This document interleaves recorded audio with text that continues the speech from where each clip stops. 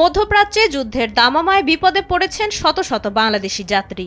২৮ ফেব্রুয়ারি ইরানে যুক্তরাষ্ট্র ও ইসরায়েলের যৌথ অভিযান অপারেশন এপিক ফিউরির পর ইরানও একযোগে হামলা চালিয়েছে ৫টি দেশের মার্কিন ঘাঁটিতে। মোট কথায় দুপক্ষের মিসাইল ছোড়াছুড়িতে কার্যত উত্তাল হয়ে পড়েছে মধ্যপ্রাচ্যের আকাশসীমা। উত্তেজনার পারদ শিখরে উঠতেই যাত্রীদের নিরাপত্তার কথা মাথায় রেখে মধ্যপ্রাচ্যে ফ্লাইট বাতিল করেছে অনেক বিমান পরিবহন সংস্থা। কাতার ভিত্তিক সংবাদ মাধ্যম আল জাজিরার এক প্রতিবেদন বলছে, মধ্যপ্রাচ্যের সংঘাতকে ঘিরে ফ্লাইট বাতিল করা প্রতিষ্ঠানগুলোর মধ্যে আছে British Airways, Qatar Airways, Turkish Airlines, Japan Airlines, Pegasus Airlines, Norwegian Air, IndiGo, Air ফ্রান্সের মতো বাঘা বাঘা কোম্পানিগুলো। ২৮ ফেব্রুয়ারি বিকেল থেকেই বিমানবন্দরে বাড়তে থাকে উদ্বেগ।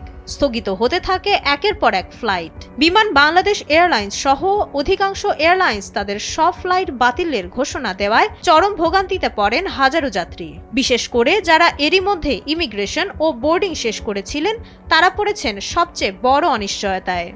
বিমানবন্দর সূত্র বলছে, প্রতিদিন ঢাকা থেকে ১৫০ শতাধিক ফ্লাইট ওঠানামা করে, যার বড় অংশই মধ্যপ্রাচ্যগামী। শনিবার রাত ১২টা পর্যন্ত অন্তত ৫০টি ফ্লাইট বাতিল করা হয়েছে। আগামীকালের তালিকায় আছে আরও শতাধিক ফ্লাইট। অনিশ্চয়তার মুখে অনেকে বিমানবন্দর ছেড়ে ফিরে যাচ্ছেন, আবার মাঝপথে আটকে পড়াদের অনেককে হোটেলে রাখার ব্যবস্থা করছে সংশ্লিষ্ট এয়ারলাইন্স। কিন্তু এই অচল অবস্থা কবে কাটবে তা নিয়ে মিলছে না কোনো সুনির্দিষ্ট তথ্য।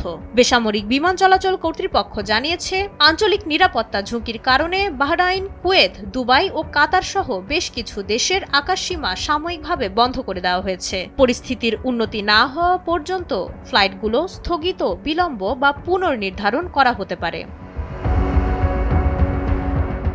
যুদ্ধের দামামা মধ্যপ্রাচ্যে আঁচ এসে লেগেছে ঢাকার ব্যস্ততম বিমানবন্দরেও। ঘরে ফেরার বা কর্মস্থলে ফেরার স্বপ্ন নিয়ে বিমানবন্দরে আসা হাজারো মানুষের চোখে এখন কেবলই অনিশ্চয়তার ছাপ।